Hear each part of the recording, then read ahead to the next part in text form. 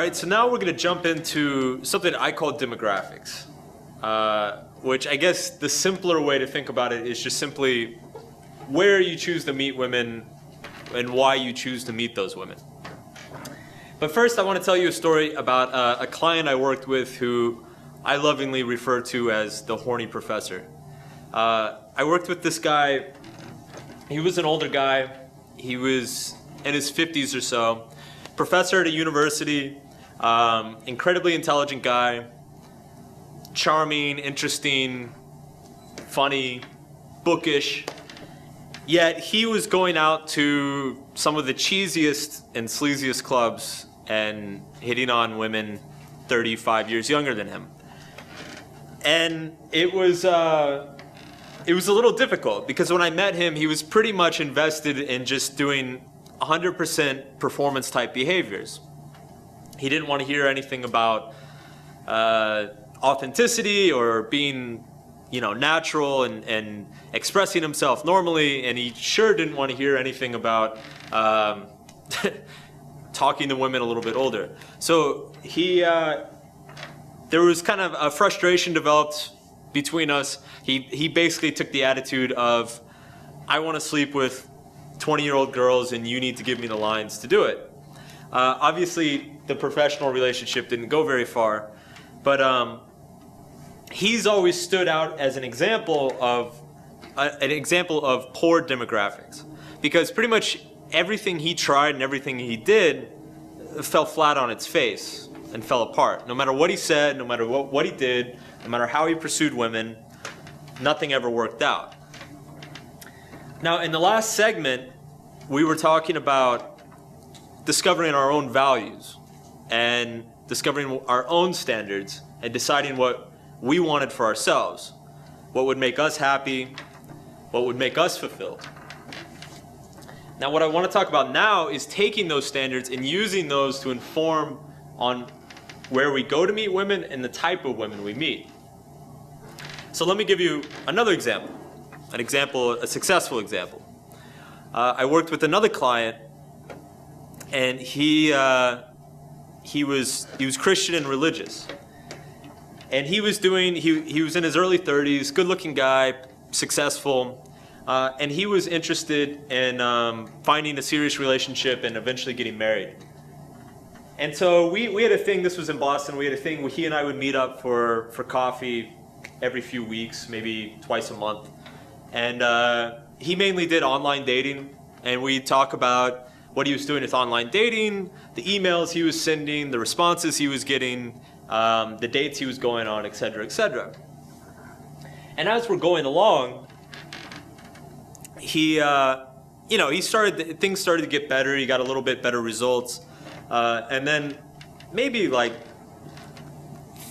third or fourth time we met, maybe fifth time we met, I noticed that whenever I met with him and he and I would be talking, he would say like, man, these women at church tell me that I should do this, and they're always flirting with me, and the women at church are saying this to me. And so finally one day I'm like, have you ever dated one of the women from church? And he's like, oh, no, I wouldn't do that. And I said, why? And he said, it's just inappropriate. I said, it sounds backwards to me. That actually sounds like it's the most appropriate place, because you're a very religious guy. You're interested in a serious and committed relationship. The single women at church already flirt with you and are already pursuing you. And that's exactly the demographic that you should be existing in. They're going to align with your values. They've got similar lifestyles. They have similar beliefs. You're much more likely to meet your needs and be fulfilled by pursuing women in that situation. And so sure enough, and we talked yesterday about limiting beliefs, about the elephant that grows up tied to the tree and doesn't realize he can pull it out. We got talking about it, and it turned out that years and years ago when he was younger, when he was like a teenager, he was taught that it was inappropriate to flirt with girls at church. Well, as an adult, I said, just ask him out on a date. It's fine. It's not inappropriate. You're not going to get in trouble. You're not going to get struck by lightning. And so he did, and within a couple months he ended up with a new girlfriend. One of the big mistakes that a lot of men make, and it comes along with not clearly defining these values or these needs, is they start looking for women in the demographic that doesn't fit them. They look for women in the demographic that their friends look for women in. They look for women in a demographic that they feel like they're limited to, because they haven't considered that they could look for women somewhere else. And so you consistently get stuck with women that you're not happy with, or women who are not happy with you.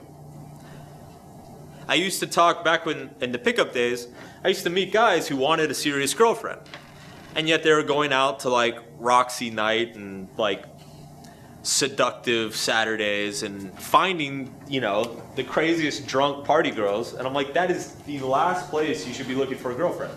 The last place. Your demographic is off. And so your efforts are going to come up empty. No matter how good you get at game, if you're looking in the wrong place, if you're fishing in the wrong pond, it's not going to work out. So what are some practical examples of this? Let's say you're a professional and you work in finance, something like that. And you work long hours and you're looking for a professional, successful woman who also works long hours, who understands corporate ambition, understands money, is successful herself. Then you should be looking at perhaps business network events, other friends who have friends within the industry, etc., etc. If you're artistic, you should be looking in places that attract artistic women. Concerts, art galleries, classes, etc., etc. Seems kind of plain and obvious, but most men don't actually go out and pursue this. If you're athletic and really enjoy sports, then you should join intramural sports teams. Join a club soccer team or an intramural team, a co-ed. Find girls through that. Demographics when you take advantage of demographics, it has a lot of advantages.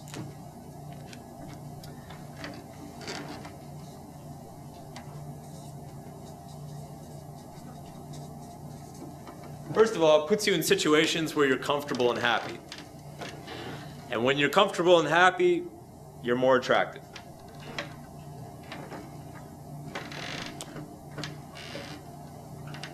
It used to always kind of surprise me. I used to, when I was coaching, I would take these guys out to bars and stuff. And you could just tell that they loathed the entire experience. And I would ask them, I'd say, do you like to party? They'd be like, no, not really. I'd say, do you like to drink? No, hate alcohol. Do you like to dance? No, don't like to dance. Then what the hell are you looking for women for in a bar? What do you like to do? Pursue that. Invest your time in that.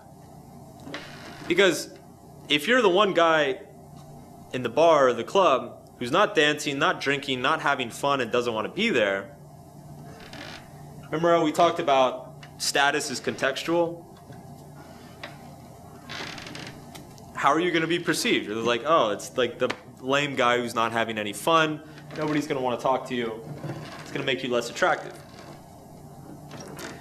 Everybody here, everybody's been to the club. My friend used to call it death row. If you go to every club, there's a line of guys by the dance floor, and they're all standing there like this, like watching the girls and the people on the dance floor, not doing anything, just like sipping their drinks.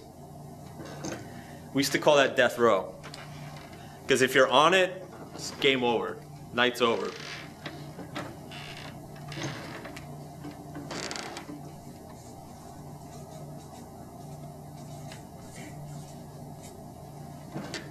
You Surround yourself by people you like, people you know. If anything, it's just a great opportunity to make friends.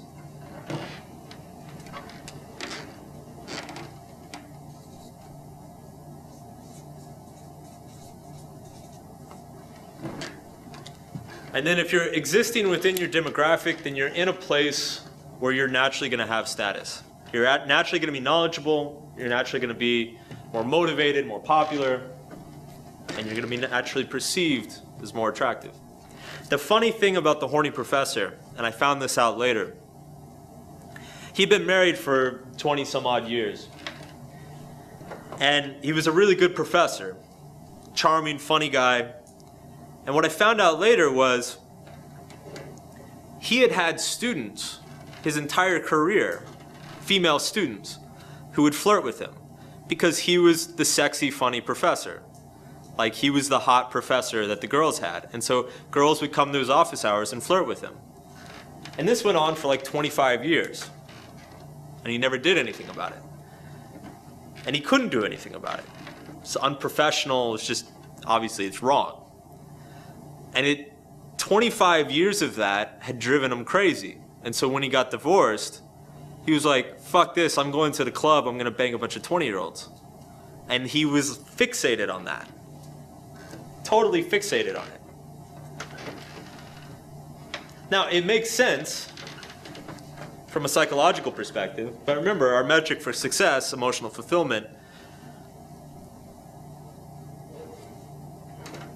he wasn't doing it for genuine reasons. He was doing it because it had given him, basically had an itch he had to scratch.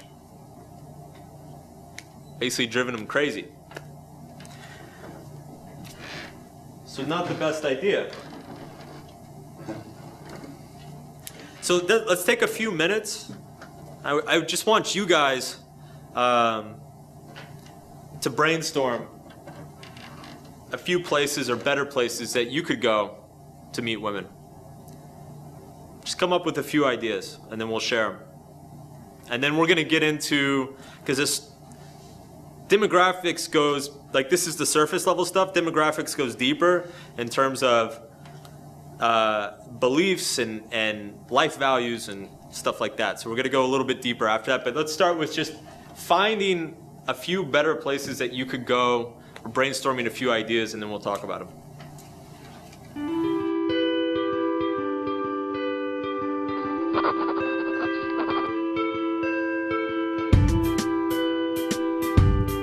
So why don't you guys just, you don't have to get up and go to the mic. Just call out some ideas. Museum. Museum. Wine tasting. Nice one. Dog park. It's a good one. Yoga class. It's a fucking gold mine. Supermarket. Supermarket. Coffee shop. Yeah. Charity events. Thing about charity events, this is, I didn't know this until I went to a few charity events. It's like the nonprofit sector, it's like 80% women. So like if you find something you're like legit interested in and give a shit about, you should get on that. Charity. Concerts. Sorry? Concerts. You like music? Concerts. Gym. Gym. Seminars.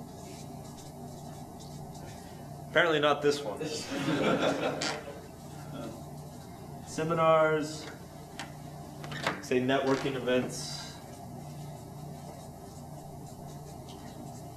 Church. Though probably not for this group. Craft classes. Craft classes? I'm very big crafts. Let's just put classes, actually. Language classes have actually treated me really well. Any other ideas? Dance classes for this guy. Yeah, salsa. Salsa. Yeah, salsa dancing, dancing. Tai Chi was good. I had good luck with Tai Chi. What was that? Tai Chi, I had good luck in a Tai Chi class. Tai Chi. Yeah, a lot of good luck. Ooh. Acting or theater companies. Yeah. theater, acting, or whoops. I'm going to throw improv on here as well, like comedy classes, improv shows. So yeah, if you don't like yoga, don't go do yoga. But I mean, this is what I'm talking about, because if you don't like yoga, you're going to be in the yoga class like, oh God, ow, like this sucks. And nobody's like, you're just going to be in a bad mood, you're going to be uncomfortable, you're not going to be enthusiastic, and so it's going to be hard, actually it's going to be harder than average to meet somebody there.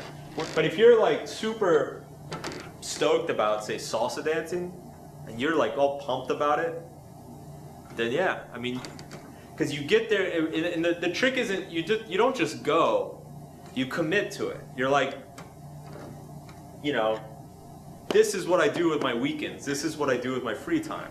Like, you get into it, you invest yourself. Because part of this isn't just finding the right girls that are gonna make you happy. Part of this is building an identity for yourself.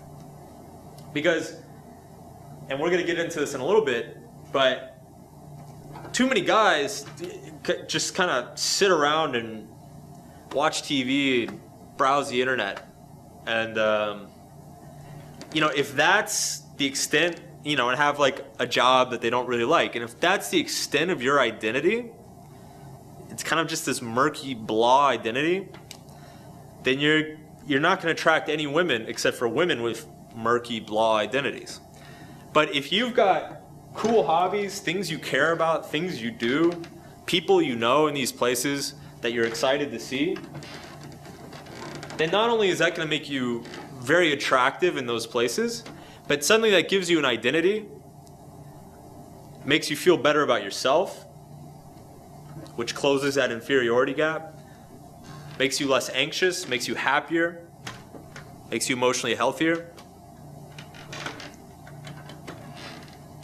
Which actually, it leads in perfectly to, I mean, really ultimately what demographics is it's not just, it's A, establishing an identity, and then B, it's excelling at that identity.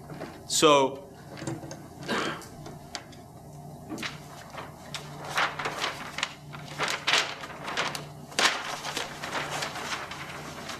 remember yesterday we talked a little bit about, it's like, you know, if you're a bit of a crazy rocker guy, then you shouldn't try to hide that, you shouldn't try to be average, that you should accentuate that and push that identity.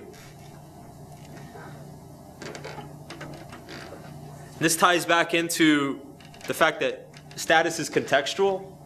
So it's like, if your big thing is like homeless charities, like you get really hardcore about that, and you volunteer and like take leadership positions in it, and you start organizing a bunch of fundraisers and owning the shit out of it, suddenly you're like the guy.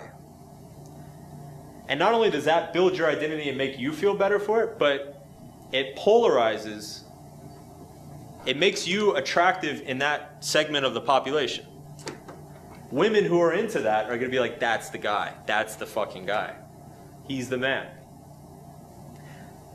See, one thing that, you know, the analogy is used a lot, that dating is a market. Like there's a dating market and you have a value on the dating market. You know, it's like if you are like 90th percentile of attractive guy, then you get a pick of like 90% of the women. It's a very simplistic way of looking at dating. I don't think dating's a market. You know, and guys obsess, like a lot of dating advice out there obsesses about raising your market value as if everything is uniform, like there's a singular market value. But remember, status is contextual, attraction is contextual. So dating's not a market, dating's an economy. And there's sectors in the economy. And it's, you might be hot shit in this sector, but nobody cares about you in this sector. It's like, you know, the religious client that I had, turned out he was hot shit in his church organization because he was active in it, He was enthusiastic about it. He was working in it all the time. But if you put him in a bar or something, with like, put him at a Skrillex concert or something like that, like it's just like it's not gonna work. Like he's gonna be a nobody. It's gonna be worse than a nobody. He's gonna be out of place and uncomfortable. And so, instead of trying to be the man for everything, you should find the sector of the dating economy that appeals to you and then maximize your place within it. Make sense? And just because the girls over here don't like you doesn't mean anything. You probably wouldn't like them either, because that's not your sector. That's not the part that you're interested in. You like the girls here, and you like the girls here. And so you spend your time there. That's kind of the idea behind this.